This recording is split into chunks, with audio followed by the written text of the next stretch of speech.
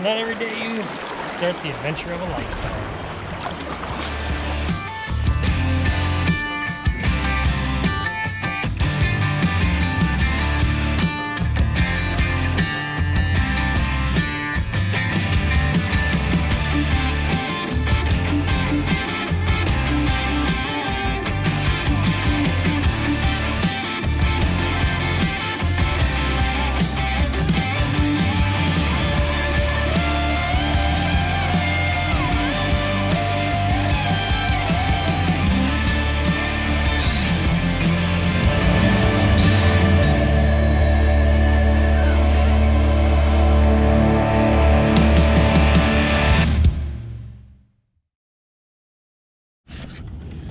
What's going on, everybody? So this is officially going to be day 20 on the river. I have taken a few days off at home. As I came through Hastings, my wife came out, picked me up, and so I get to go home and enjoy my own shower and my own toilet and my own food and my own computer. It really was hard to leave. Once you're home after a trip, you don't want to go out again. And as much as I want to continue the trip, man, did I just want to stay home and just be there, be with my wife, be with my pets, and just be at my house. So I've been out here for probably a half hour now, I guess. I don't even know. I'm going to try to catch the Danish group. They are about a day ahead of me. It's possible I catch them by the end of the day. Leaving my home and getting back on the river in Hastings gave me the opportunity to once again swap out my boat. I am now going to be in my current design Solstice GTS, which I named Utsqued Mare, which is Latin for to sea. This boat is nice. Being made of Kevlar, it's light and fast, although it is more susceptible to damage from hull punctures from rocks or other obstructions in the water. I do have a repair kit on board, should I need it, but a repair would take 24 hours to complete, so it's better not to need it.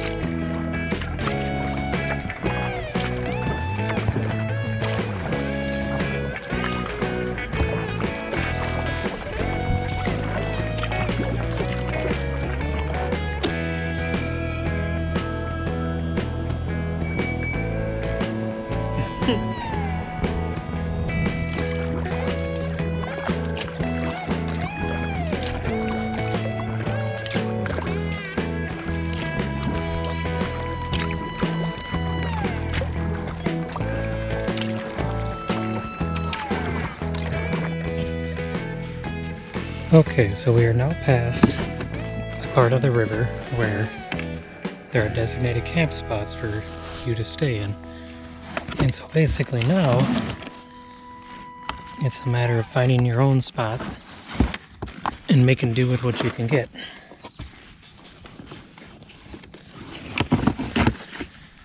So I am just downriver from Lock and Dam 3, and kind of in a marshy, sort of an islandy place. There's no signs here, no nothing, no signs that anybody's even really ever been in here, so that's good. It's just kind of a dingy little, nicely wooded, sandy area. I'm gonna keep the kayak up off the shore so no one can see me. I am setting up the hammock so I don't have to lay on the wet ground. And hopefully that'll help me have a good night's sleep as well. So yeah, so I'm a few miles upriver yet from Red Wing. I'm gonna try to catch up to the Danish here tomorrow, and hopefully we can all paddle together again. It's pretty cool. Got the first barge of the second part of my trip here coming by.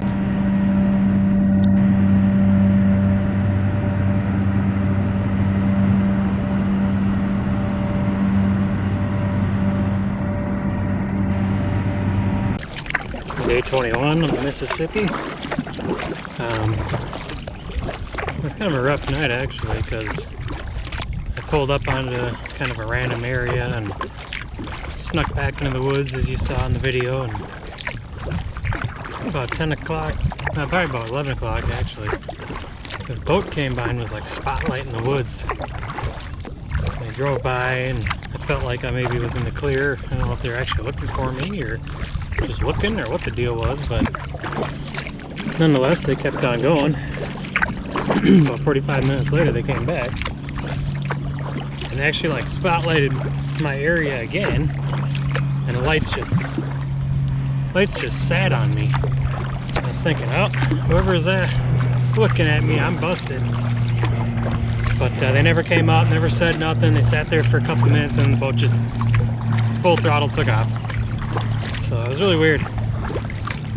Not sure what the point of all that was, but kind of made it hard to sleep because I kept on feeling like I heard people coming back.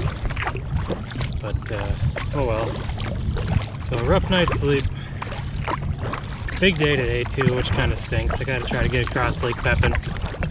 Try to catch up with the Danish and red wine. They're about an hour ahead of me at this point. So yeah, see how it goes.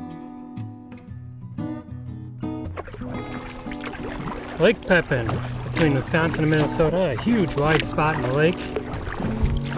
And the river, I should say. Huge wide spot in the river. It's amazingly big, and it's going to take probably all day to paddle.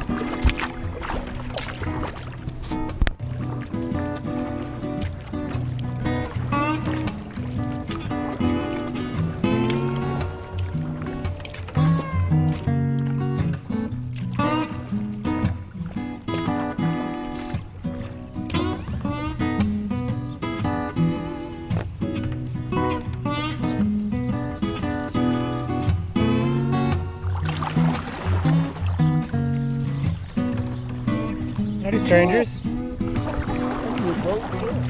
New boat. She's fast. What else do you think?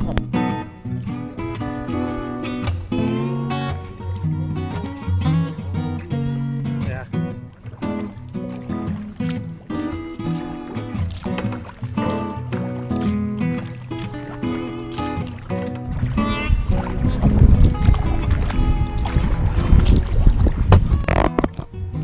Alright, back on Lake Pepin. We just took a break here at the Burger King. I got some food and I actually napped for about 10 minutes, which felt great. We still have a very... You can see that on the camera. Winds have really picked up, which is going to increase our distance because now we got to track the shoreline. So it'll be just hours and hours of paddling on this one.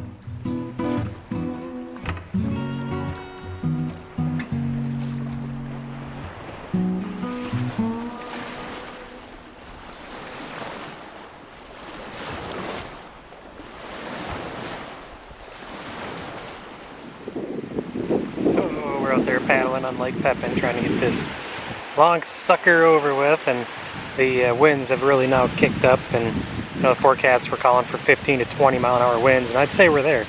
And they're coming out of the west today, so that's kind of blowing us right smack into the shore here on the southwest side of the lake, I guess it would be. But yeah, the waves were officially getting taller than the boat and easily higher than my shoulders. I mean, there was a few times where I was pretty low in the water compared to the water around me, and I had to actually put my skirt on while we were paddling so that I could avoid swamping out the boat. I am back with the Danish, and they're here with me too.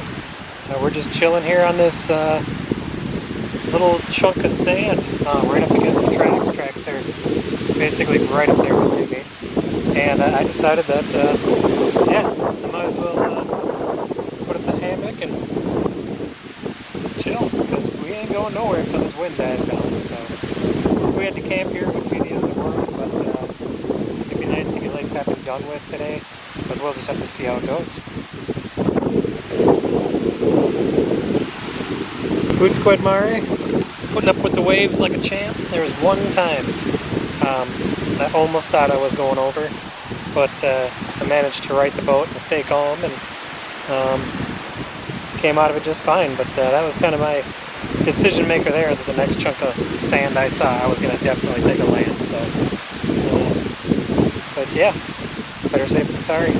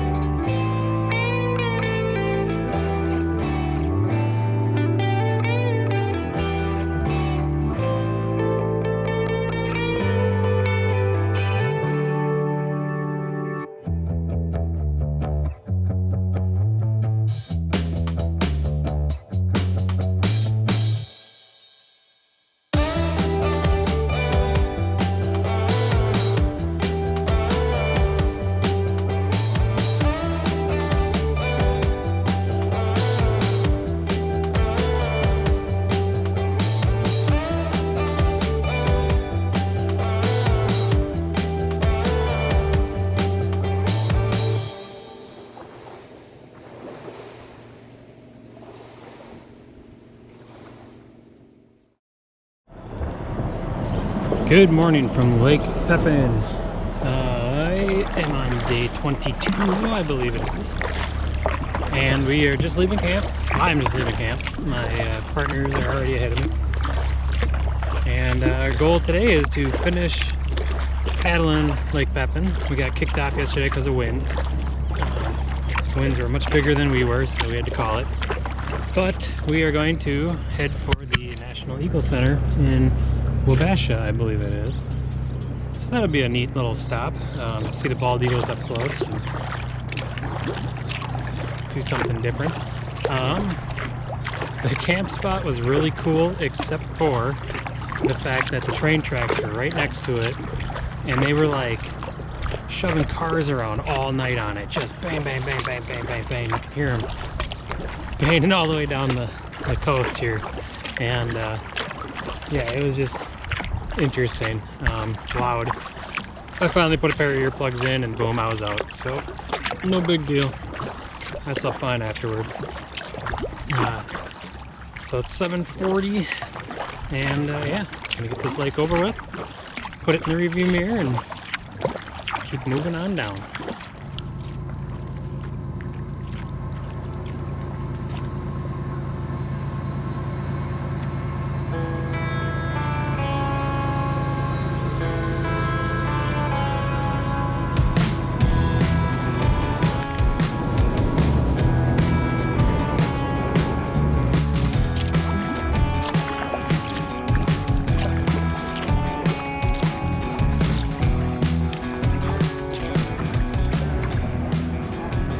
There we go. This is the near end of Lake Pepin. This massive monster body of water that we're paddling.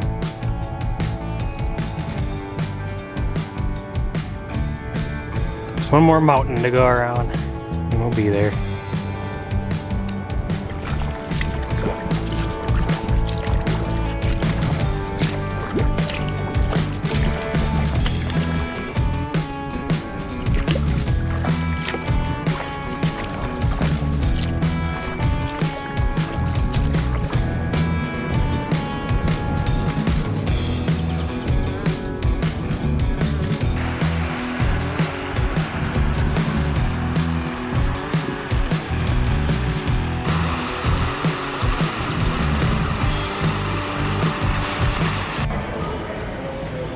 So we are here at the National Eagle Center.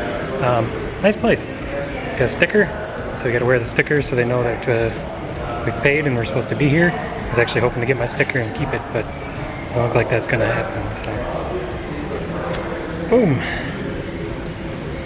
So yeah, we're welcome to film, so we'll get some great shots of the birds.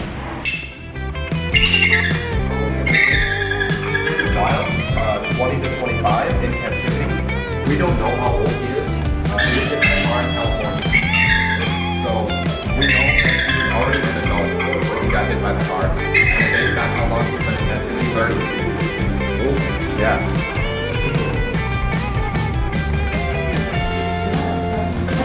Yeah.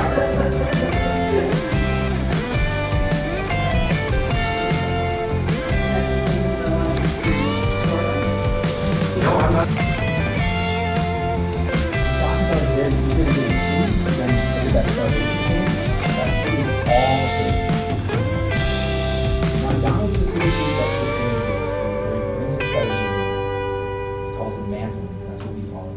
We're talking as it a little bit, but not as noticeable. When they do that, that's actually...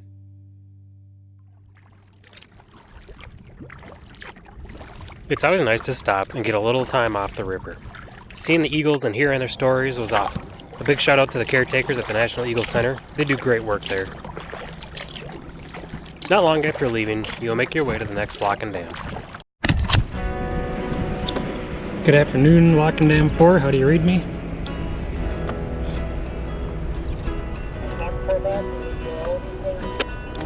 Two kayaks heading southbound, please. We're doing westbound right now, but about 10 minutes. Sounds good, thank you.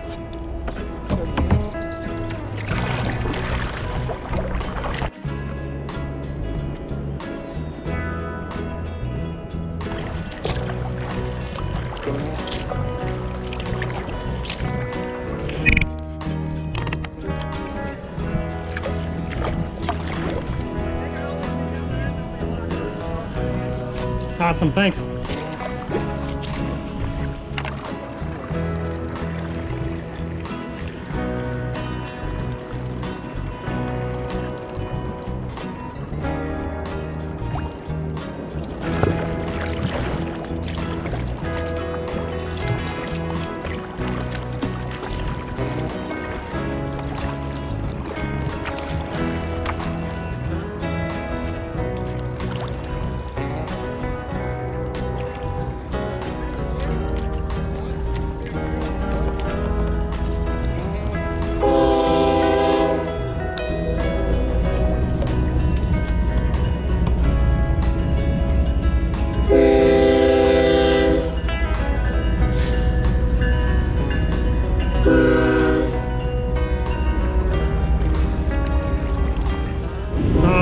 Alrighty, so we just cleared Lock and Dam 4. We are through Alma. Pretty much everything on the river now for me is an unknown. This is the furthest south I've ever been. And all I did was down here was see the lock. So just got a train coming by. Power plant in front of us. So yeah, so that's the update. Now firmly in the driftless zone, we can enjoy the big water and tall bluffs that accompany us in this part of the river. Makes for a long paddle, but it's beautiful.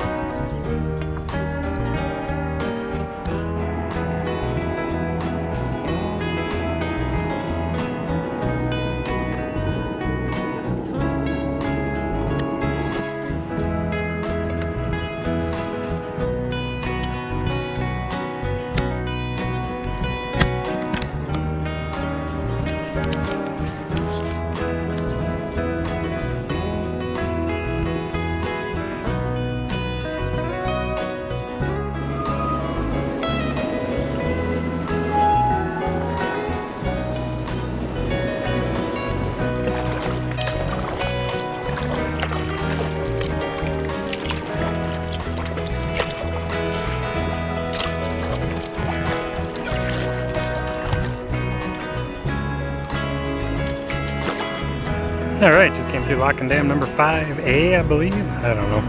Asked the guy if he said the water was still high. He said yeah, but it's coming down pretty quick, he said. So nonetheless, we are on the other side of it, so it's the place we want to be. After passing through Lock and Dam 5, Lars and Marianne decided to go to a state park for the night. I wanted to stay closer to the river, so I wished them well, and went to find camp for the night. That's going to be it for episode 9. Thanks for watching, and we'll see you on the next one.